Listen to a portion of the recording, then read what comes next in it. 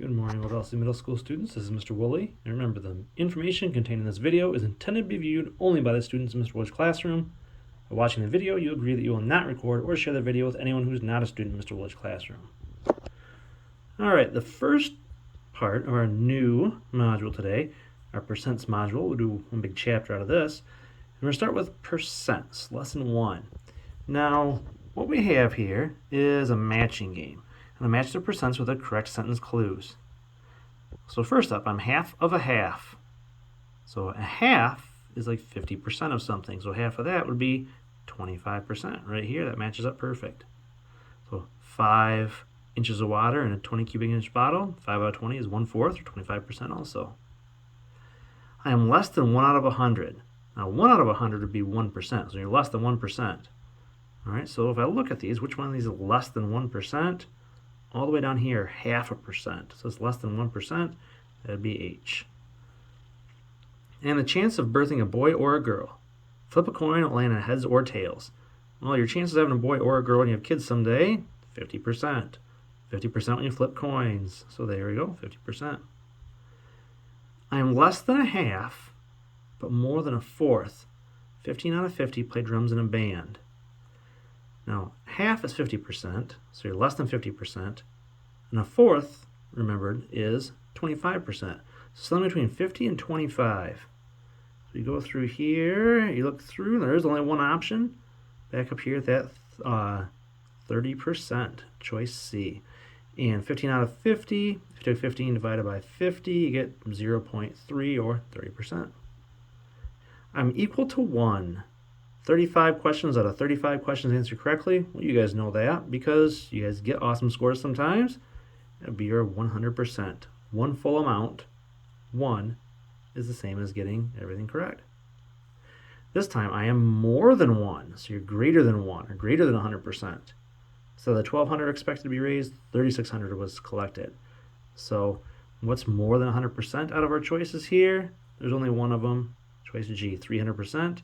Which is 3 times the full amount of something, and of course here 3,600 is 3 times this amount as well.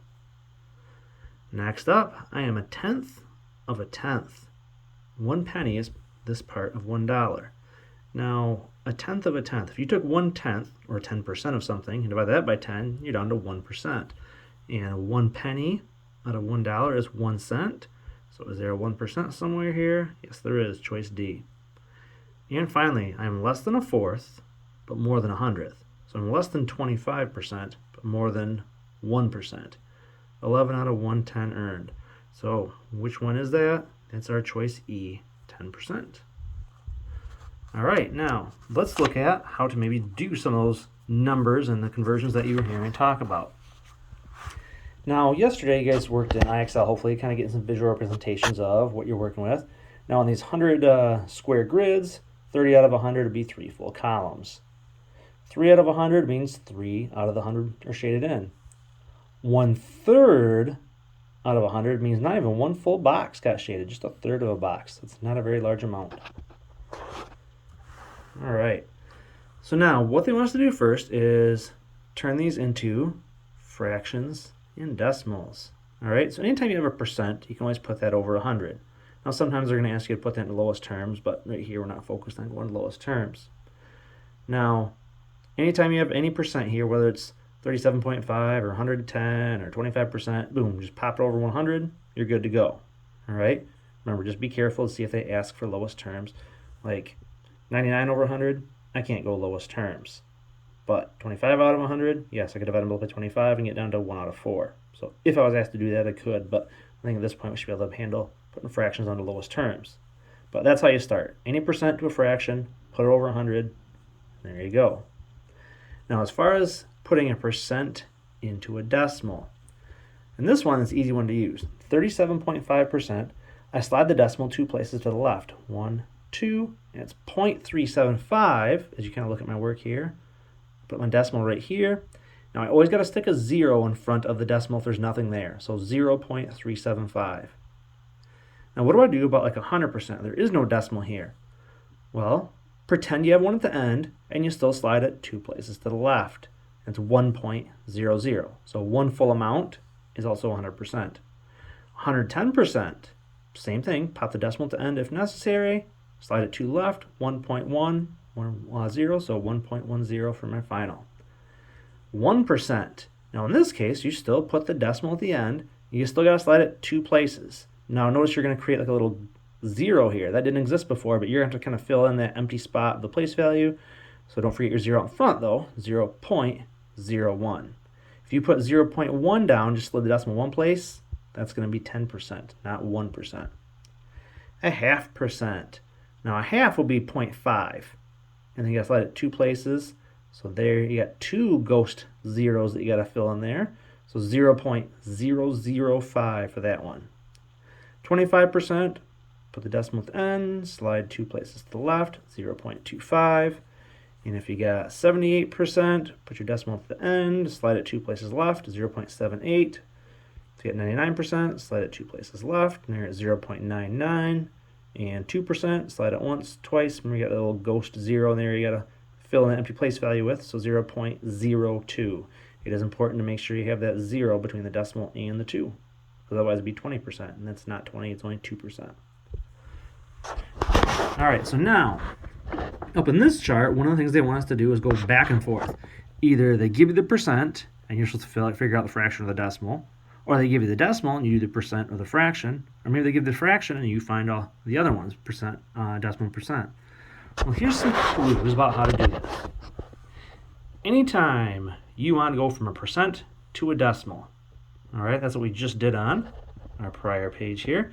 You slide the decimal 2 places left. So 27.5, slide it 2 places left, 0.275. If it's 34%, you put the imaginary decimal in just temporarily, slide it 2 places left, 0.34. All right. Now, if I want to go the other way, though, if I want to go from a decimal number to a percent, this is something you worked on yesterday a little bit with your IXL. Now you got to slide the decimal 2 places to the right. So if you got 0.56, slide it 2 places to the right, and you got 56%. If you got just 0.8, slide it 2 places, and now I'm at 80%. Notice how you got to kind of fill in that ghost 0 there. It's not 8%, it's 80%. This is 8/10. So you need 8 groups of 10, which would be 80%. Now what do you do when you got to go from a percent to a fraction? Well, we talked about this over here also. You always start out by putting your percent over 100, and you can go to lowest terms if necessary. So 50% means 50 over 100, because percents are always out of 100, and I can go to lowest terms to 1 out of 2. 75%, 75 over 100, and divide them both by 25, you're down to 3 out of 4. And what about decimals to a fraction? This requires you just to know your place values, and then you can stack them up as a fraction. Place the decimal number over the place value, and you can go to lowest terms if necessary here. Now I got 0.2, which technically one number past the decimal means tenths. So that's 2/10. It's 2 over 10. Divide them both down to 1 out of 5. 0.39. Well, 2 numbers past the decimal is hundredths. So that means 39 hundredths. 39 over 100, and I cannot go lowest terms in that one. Now, how do you go from a fraction to a decimal? Then, of course, then you can go to percent. You can't just jump from fractions to percents very easy unless you have them memorized. You always want to go from a fraction to the decimal, then you can slide the decimals to get the percent. But divide the numerator by the denominator, so top number divided by the denominator there, and then you can slide the decimal 2 places to the right.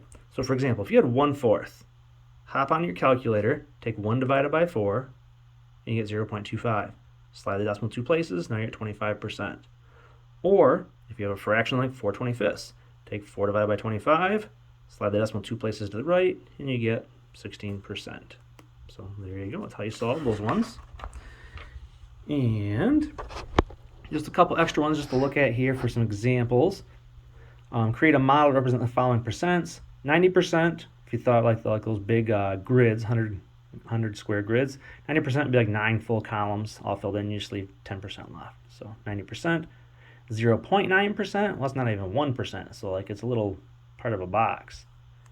900% would be 9 full squares filled in, like the big squares. It'd be like this one, all filled in, but there'd actually be 9 of them. So I'm not going to draw out 9 full squares shaded. You can get the idea there.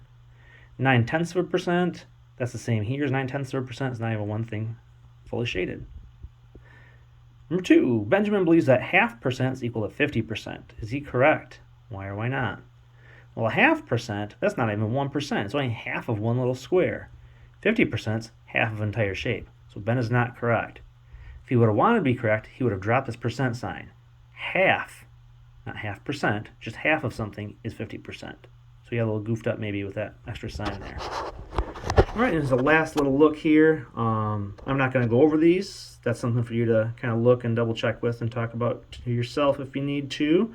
A table where you had some percents or some decimals or a fraction, you can convert if necessary. But I'm going to take a look at that, see how I got my answers there. You're good to go. But otherwise, thanks for watching, and give your homework in Schoology a try today. Thanks for watching.